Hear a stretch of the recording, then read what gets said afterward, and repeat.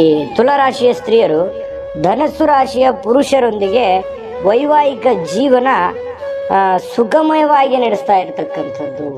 ಧನಸ್ಸು ರಾಶಿಯ ಪುರುಷರೊಡನೆ ಇವರು ವೈವಾಹಿಕ ಜೀವನವನ್ನು ಬಹಳಷ್ಟು ಸುಖಮಯವಾಗಿ ನಡೆಸ್ತಾ ಇರ್ತಕ್ಕಂಥ ತುಂಬ ಚೆನ್ನಾಗಿ ಸೂಟ್ ಆಗುತ್ತೆ. ತುಲಾರಾಶಿಯವರಿಗೆ ಸ್ತ್ರೀಯರಿಗೆ ಧನಸ್ಸು ರಾಶಿಯ ಪುರುಷರು ತುಂಬ ಚೆನ್ನಾಗಿ ಸೂಟ್ ಆಗುತ್ತೆ. ಅದರ ಅರ್ಥ ಬೇರೆ ರಾಶಿಯವರು ಸೂಟ್ ಆಗಬಾರ್ದು ಅಂತ ಏನಿಲ್ಲ, ಖಂಡಿತ ಆಗುತ್ತೆ.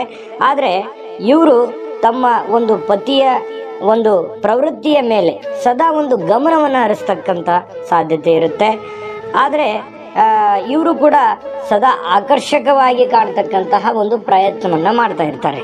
ಯಾರು? ಧನಸ್ಸು ರಾಶಿಯ ಪುರುಷರು.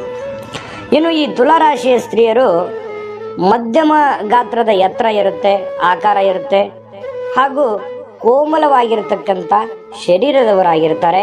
ಸದೃಢವಾಗಿರತಕ್ಕಂತಹ ಕಾಲುಗಳು ಮತ್ತು ಈ ಸ್ವಲ್ಪ ಕಂದು ಬಣ್ಣದ ಕೇಶಗಳು ಇರತಕ್ಕಂಥದ್ದು, ಹಳದಿ ವರ್ಣದ ನೇತ್ರಗಳಿರ್ತಕ್ಕಂಥದ್ದು, ಬಾದಾಮಿ ಆಕಾರದ ಮುಖಗಳನ್ನು ಹೊಂದಿರತಕ್ಕಂಥದ್ದು. ಇವು ತುಲಾರಾಶಿಯ ಸ್ತ್ರೀಯರಿಗೆ ಬಹಳಷ್ಟು ಸುಂದರವಾಗಿ ಕಾಣಲಿಕ್ಕೆ, ಆಕರ್ಷಿತವಾಗಿ ಕಾಣಲಿಕ್ಕೆ ಅನುವು ಮಾಡಿಕೊಡ್ತಕ್ಕಂಥದ್ದು ಕಂಡುಬರುತ್ತೆ.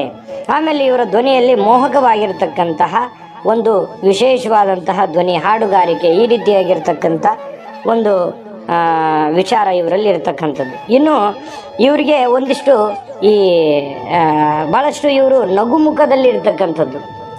ಆಮೇಲೆ ಆರೋಗ್ಯದ ಬಗ್ಗೆ ನೋಡೋದಾದರೆ ಸ್ವಲ್ಪ ಉತ್ತಮವಾಗಿದೆ. ಆರೋಗ್ಯದ ಬಗ್ಗೆ ಅಂಥದ್ದೇನು ದೊಡ್ಡ ಸಮಸ್ಯೆ ಇಲ್ಲದೆ ಇದ್ದರೂ ಕೂಡ ಒಂದಿಷ್ಟು ಸ್ನಾಯು ರೋಗ ಇರತಕ್ಕಂಥದ್ದು, ಸ್ನಾಯು ಸೆಳೆತಗಳಾಗ್ತಕ್ಕಂಥದ್ದು, ಮೂತ್ರಪಿಂಡದಲ್ಲಿ ಸಮಸ್ಯೆಗಳು, ಕಲ್ಲುಗಳು ಕಂಡು ಬರ್ಬೋದು.